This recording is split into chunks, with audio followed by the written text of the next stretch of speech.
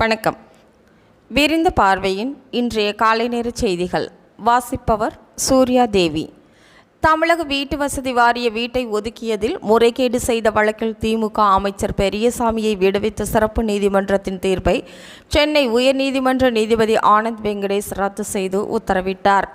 மேலும் இந்த வழக்கை மீண்டும் விசாரிக்க லஞ்ச ஒழிப்பு காவல்துறைக்கு உத்தரவிட்டுள்ளார். மதுரை மாவட்டம் திருமங்கலம் புசலம்பட்டி சாலையில் ஒரு திருமண மண்டபத்தில் தேமுதிக ஆலோசனை கூட்டம் நடைபெற்றது. அப்போது மறைந்த விஜயகாந்தின் படத்திற்கு மலர் தூவி அஞ்சலி செலுத்தப்பட்டது. இந்த கூட்டத்தில் தீர்மானங்களை கட்சியினர் நிறைவேற்றினர். அதில் குறிப்பாக விருதுநகர் நாடாளுமன்ற தொகுதியில் விஜயகாந்தின் மகன் விஜயபிரபாகரன் போட்டியிட வேண்டும் என தீர்மானம் நிறைவேற்றப்பட்டுள்ளது.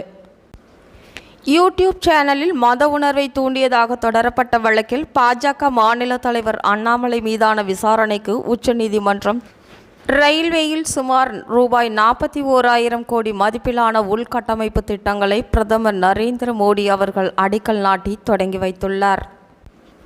மக்களவைத் தேர்தலில் பாஜக தலைமையிலான தேசிய ஜனநாயக கூட்டணியில் தமிழ் மாநில காங்கிரஸ் இடம்பெறுவதாக அக்கட்சியின் தலைவர் ஜி.கே. வாசன் அறிவித்துள்ளார்.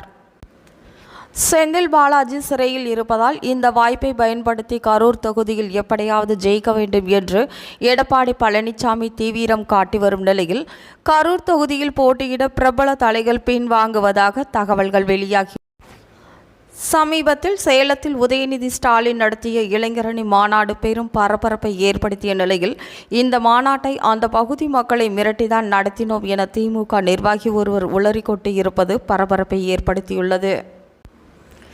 பாஜக கூட்டணியில் தமிழ் மாநில காங்கிரஸ் இணைந்துவிட்டதாக அதிகாரப்பூர்வமாக அக்கட்சி தலைவர் ஜி.கே. வாசன் அறிவித்த சிறிது நேரத்திலேயே தமாகவின் இளைஞரணி செயலாளர் யுவராஜ் திடீரென அதிமுக பொதுச் செயலாளர் எடப்பாடி பழனிசாமியை சந்தித்து பேசியிருப்பது பரபரப்பை ஏற்படுத்தியுள்ளது. இத்துடன் செய்திகள் நிறைவடைந்தன.